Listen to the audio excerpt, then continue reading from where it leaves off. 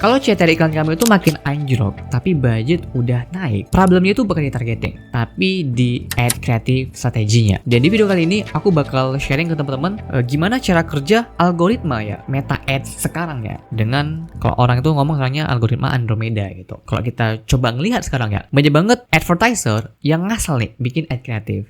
Akibatnya adalah CTR-nya itu anjlok, kemudian juga CPA-nya itu makin mahal. Padahal masalahnya itu bukan di budget ataupun juga di targeting, tapi di ad strateginya. Update terbaru ya dari Meta. Meta itu ngeluarin update algoritma Andromeda, teman-teman. Yaitu mesin berbasis AI yang super canggih yang bisa memilih ya iklan paling relevan untuk tiap orang dalam hitungan milidetik. Gimana cara kerjanya? Nah, jadi cara kerjanya seperti ini, teman-teman. Bayangin aja ya. Di Meta, setiap hari itu ada ratusan juta iklan yang aktif. Nah, tugas Andromeda adalah dari jutaan iklan yang tersedia, dia tuh bakal milih nih, mana iklan yang paling cocok buat orang ini. Cara dia milih, Meta itu bakal ngebaca sinyal dari pengguna ya, bisa dari kebiasaan, kemudian juga dari minat, aktivitasnya, interaksinya, bahkan waktu buka aplikasi.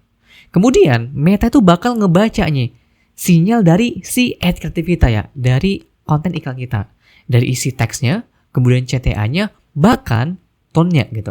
Nah, kemudian Meta itu bakal mencocokkan nih dua hal ini secepat mungkin. Nah, kalau cocok iklannya bakal tampil, kalau nggak cocok Meta bakal skip dan cari iklan lain gitu.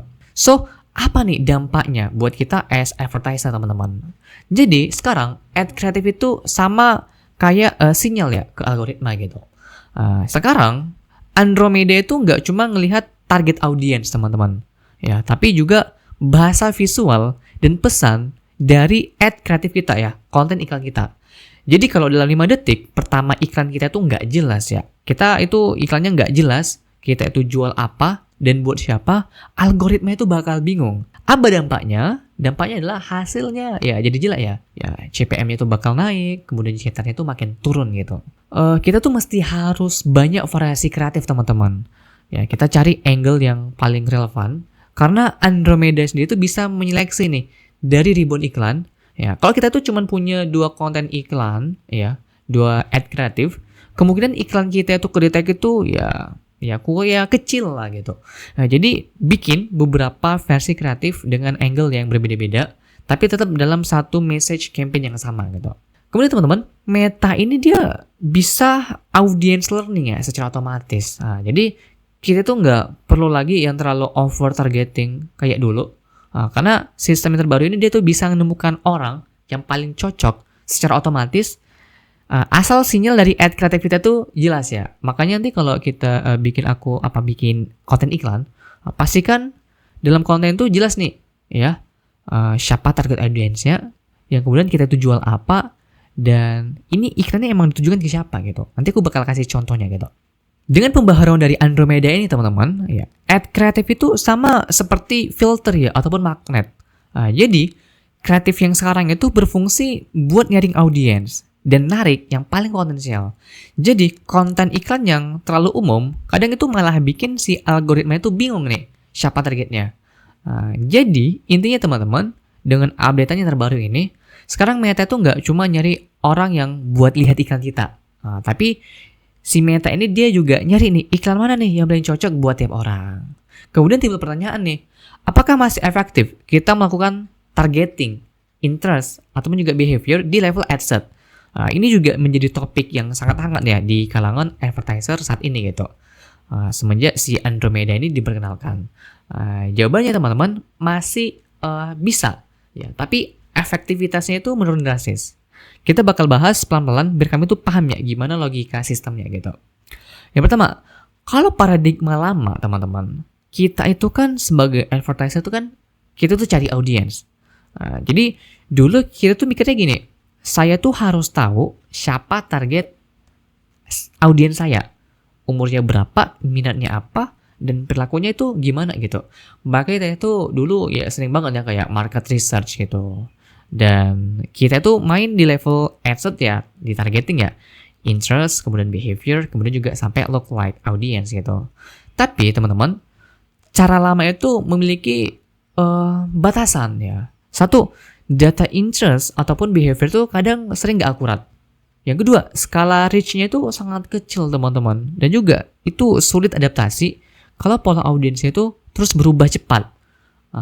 Tapi ya dengan paradigma yang baru ya, dengan adanya si Andromeda, yang mana AI lah yang nyari orangnya gitu. Sekarang bukan kita yang nyari audiens, tapi algoritma Meta lah yang nyari siapa nih orang yang paling relevan sama iklan kita. Dengan retrieval engine berbasis AI, si Andromeda ini bisa melihat sinyal perilaku real-time user ya. Apa yang mereka klik, apa yang mereka tonton, beli, hingga simpan. Kemudian, dia tuh bakal mencocokkannya langsung nih dengan sinyal dari ad kreatif kita. Lalu, dia tuh bakal menampilkan iklan yang paling cocok tanpa perlu targeting interest yang manual. Jadi, ya kreatif kita itu sekarang adalah targeting baru gitu. Kemudian, apakah interest targeting itu masih berguna? Jawabannya tergantung konteks ya. Semisal nih, situasinya adalah untuk iklan broad ya, seperti kayak mungkin ya conversion, sales, ataupun advantage plus, ya efektivitasnya itu rendah. Ya, karena Andromeda plus advantage itu udah bisa otomatis nih menyeleksi audiens yang paling relevan. Semisal nih, situasinya adalah untuk campaign edukasi ya, ataupun masih di tingkat top of funnel ya, di TOFU gitu. Ya, seperti untuk reach, kemudian juga video views, itu masih ya masih berguna ya untuk memberi arah awal, misalnya untuk topik-topik niche tertentu gitu. Jadi itu masih berguna lah, semisal kita campaign di tahapnya masih di top of funnel ya, di TOFU gitu. Kemudian untuk niche baru, semisal kita baru mulai iklan ataupun ya untuk mulai menjalankan campaign lah gitu, itu ya berguna ya untuk insight awal, untuk kita mencari benchmark ya, siapa yang engage, kemudian nanti ini yang bakal menjadi database learning dari si sistem Meta gitu. Dengan adanya Andromeda ini teman-teman, yes, kita itu sebagai advertiser itu didorong untuk fokus yang pertama tetap di broad targeting ya plus advantage. Jadi biarkan si sistem yang menjangkau semua orang yang berpotensi konversi. Ini bikin si machine learning dari si Meta itu punya lebih banyak sinyal. Yang kedua, kita tuh mesti meningkatkan kualitas dan variasi dari ad kreatif kita.